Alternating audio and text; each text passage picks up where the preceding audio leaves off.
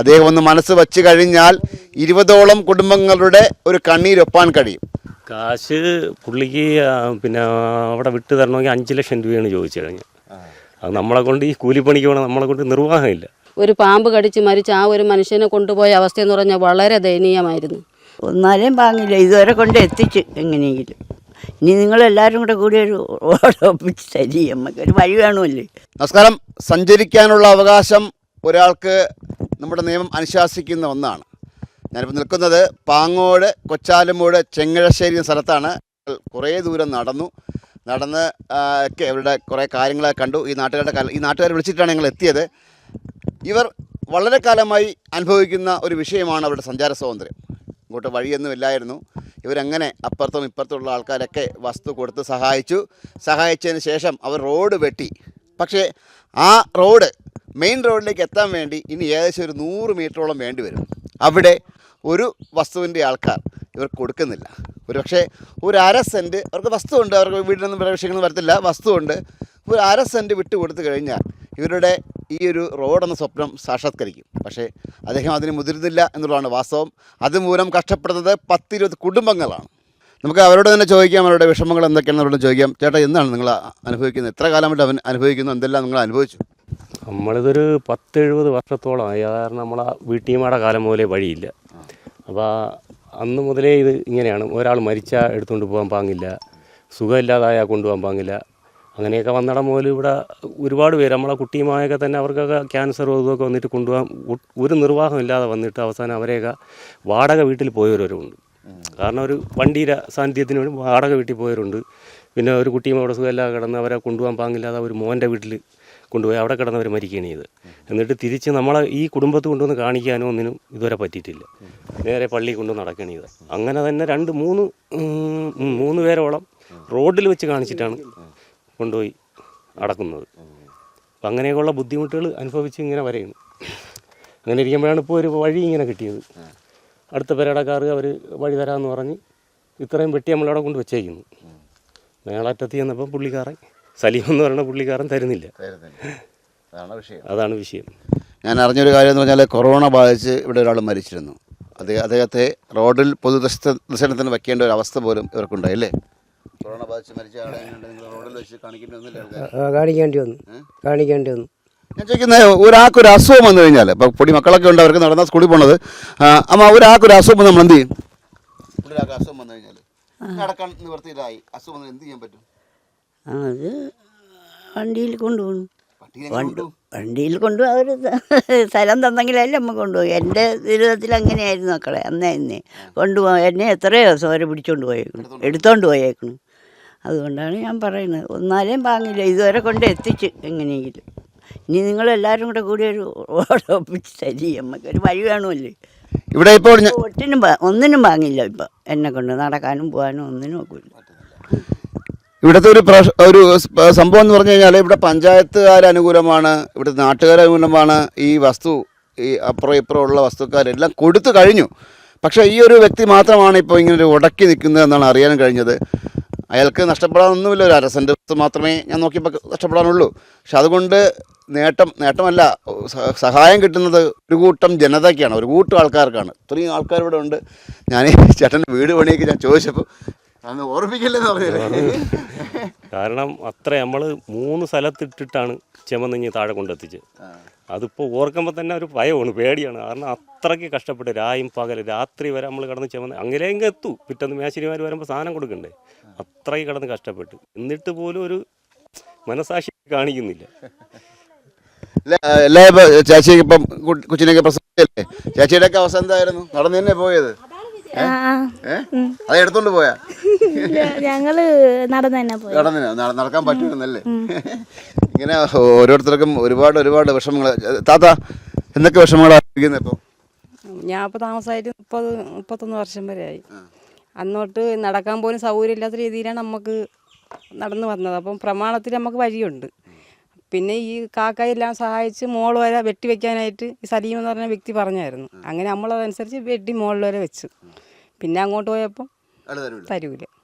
കാശ് പുള്ളിക്ക് പിന്നെ അവിടെ വിട്ടു തരണമെങ്കിൽ 5 ലക്ഷം രൂപയാണ് ചോദിച്ചു കഴിഞ്ഞാൽ.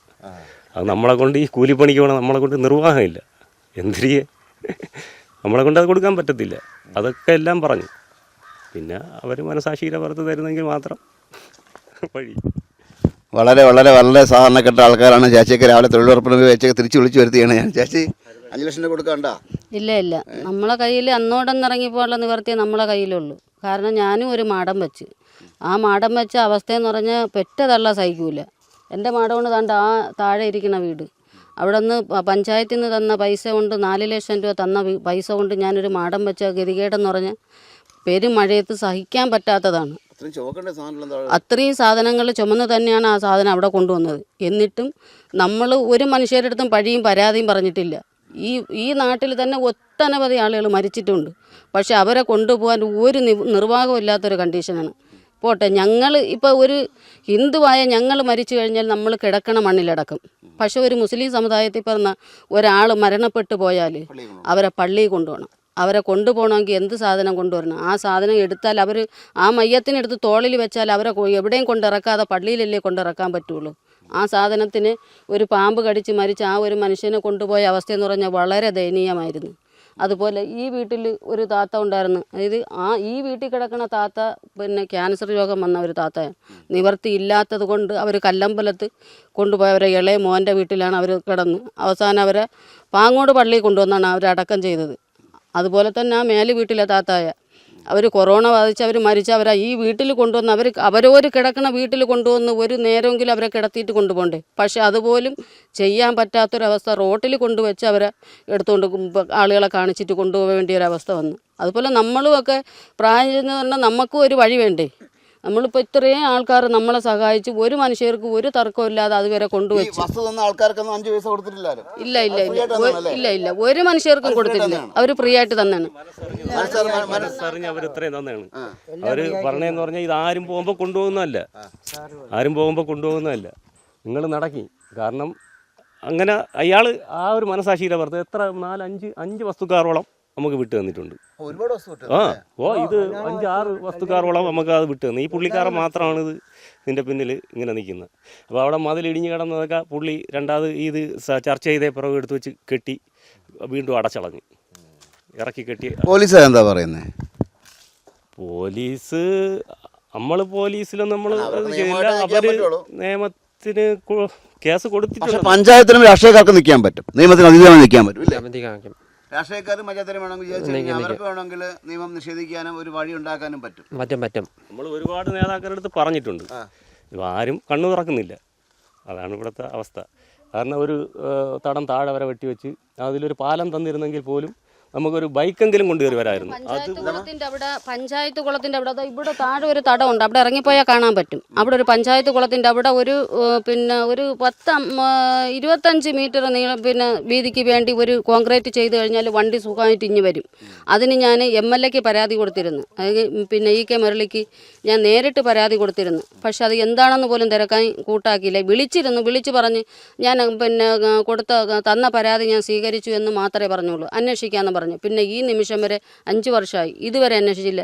അത് കഴിഞ്ഞ് ജില്ലാ പഞ്ചായത്തിന് മെമ്പറെ വിളിച്ചുകൊണ്ടുവന്ന് ഞാൻ ഇവിടെ മൊത്തം ഈ സ്ഥലം മൊത്തം ഞാൻ കൊണ്ടുവന്ന് കാണിച്ച് അവരുടെ അടുത്ത് ഞാൻ പറഞ്ഞു നമുക്ക് അതുവരെ ഒരു കോൺക്രീറ്റ് ഇട്ട് ഇവിടെ ഒരു പാലം തന്നാൽ നമ്മൾ ഈ 10-20ഓളം കുടുംബങ്ങൾക്ക് നമ്മൾ ഹാപ്പിയാണ്. ആരെങ്കിലും ഒന്ന് മരിച്ചു പോയാൽ നമുക്ക് എടുത്തുകൊണ്ട് പോകാൻ അത് തന്നെ ധാരാളം. അതുപോലെ ബ്ലോക്ക് മെമ്പർക്ക് ഞാൻ പരാതി അവരെയും വിളിച്ച് ഞാൻ ഇവിടെ കൊണ്ടുവന്ന് കാണിച്ചിരുന്നു. ബ്ലോക്ക് മെമ്പറെ അവരും എല്ലാം ചെയ്യാമെന്ന് പറഞ്ഞിട്ട് അവരാരും ഒന്നും തിരിഞ്ഞു നോക്കിയില്ല. പിന്നെ ഉള്ളതെന്ന് പറഞ്ഞാൽ നമ്മളെ കീഴ്ഘടകത്തിൽ കിടക്കുന്ന വാർഡ് മെമ്പർ. അവർക്ക് എത്രത്തോളം ചെയ്യാൻ പറ്റും? അവർ നിസ്സാരമായിട്ട് അവർക്ക് ചെയ്യാൻ പറ്റുള്ളൂ. വാർഡ് മെമ്പറെ നമുക്ക് കുറ്റം പറയാൻ പറ്റില്ല. ഇപ്പോൾ ഈ ഇത്രയും ഒരു MLAക്ക് ചെയ്യാൻ പറ്റാത്തതും ഒരു ജില്ലാ പഞ്ചായത്തിന് ചെയ്യാൻ പറ്റാത്തതും ഒരു ബ്ലോക്ക് മെമ്പർക്ക് ചെയ്യാൻ പറ്റാത്തതും കീഴ്ഘടകത്തിൽ കിടക്കുന്ന വാർഡ് മെമ്പർക്ക് ചെയ്യാൻ പറ്റത്തില്ല. വേനൽക്കാലമാണ് വരുന്നത്. ഇവിടെ കുടിവെള്ള ക്ഷാമം ഉണ്ടാകാത്ത വലിയ ക്ഷാമൊന്നുമില്ല. ഉണ്ട്. വെള്ളത്തിന് കുഴപ്പമൊന്നും. സഞ്ചാര സ്വാതന്ത്ര്യമാണ്. അതേ ഉള്ളു കുഴപ്പം. വഴിക്കേ മുട്ടുള്ളൂ. കുട്ടികളൊക്കെ ഏത് വഴിക്കാ സ്കൂളിലൊക്കെ പോണേ? ഇതുവഴിയൊക്കെ കയറി പോകുന്നില്ലേയും പോകും. അങ്ങനെയൊക്കെ പോകുന്നല്ലേ.